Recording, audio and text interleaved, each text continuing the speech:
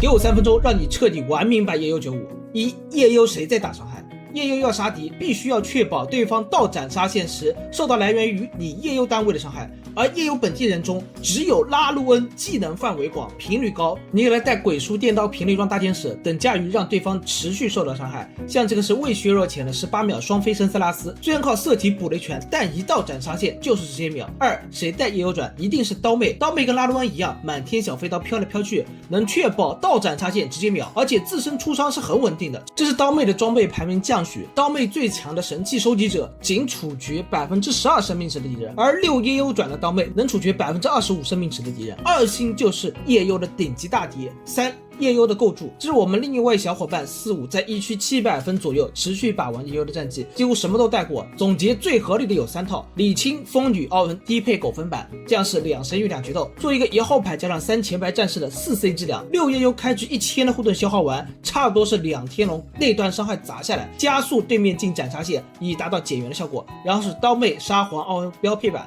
，1星刀妹除非你有夜幽转，否则不可置换2星李青。但如果刀妹到2星，李青直接下线，装备8给色题。还有是原本体系内已经有2尊者了，但本局尊者还有张好用的4-5费卡，那9人口你就可以挂这个3尊，比如这把就是上冰女开的3尊。4、夜幽要追永恩吗？千万不要追3，夜幽里的永恩没有天降永恩那么全面的属性，也没格子给他开2死神，他就是过渡期好用啊，后期哪怕白送3星也是对面的大血包啊。你记得4阶段2星李青或者2星塞拉斯带银血泰坦伤害都比永恩高，你需要的是有人打出斩杀线啊。收割任务交给拉鲁恩去做，拉鲁恩2星和3星差距不大的，但我们节奏是奔着9级去的，所以除非白送，否则不要去追。5、夜幽整体的装备偏向，6夜幽开局自带1000的护盾，做肉没有必要，做战士装和拉鲁恩的装备更有助于压低对方的血量进斩杀线。6夜幽最佳的装备，你要让2星拉鲁恩后期有伤害，大天使就很完美。重伤装备里面鬼书和红选一个盒，频率装备里面青龙刀、羊刀选一个盒，电刀也很推荐。拉鲁恩自带20%的减魔抗，电刀是30%减魔抗，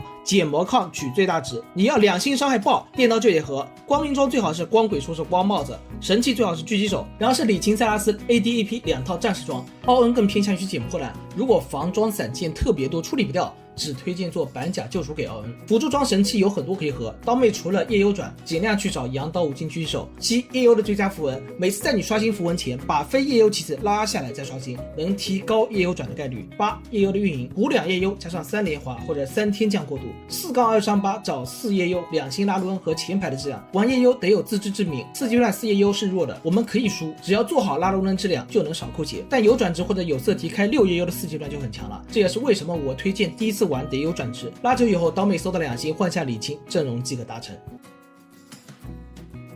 关注我学更多黑科技阵容。